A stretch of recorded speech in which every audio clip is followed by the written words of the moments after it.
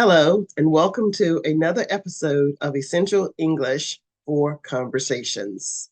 I'm Dr. Priscilla, a native English speaker, and I live in the United States. Have you ever been puzzled about when to use there,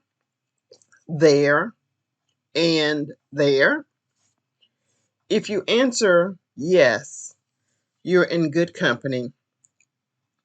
These trio words can be tricky, but I'm here to demystify them and their usage. First up is there, a contraction of they are. It's used to denote the combination of they and are.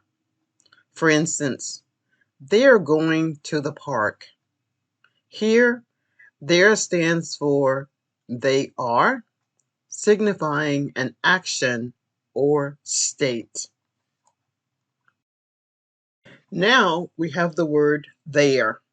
This term refers to a place or location.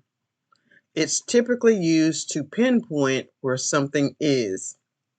For example, the keys are over there. In this context, there identifies the key's location. Finally, we have there. This term is a possessive pronoun denoting ownership by a group. For instance, their house is beautiful. In this example, there indicates that the house belongs to a specific group. Are you ready for the recap? Mastering these distinctions will aid you in correctly using there, and there in your writing and speech. Practice and persistence will make it easier for you to use each word correctly. Thanks for joining me today. If you enjoyed this lesson, be sure to like, share, and subscribe so you don't miss out on future lessons with me.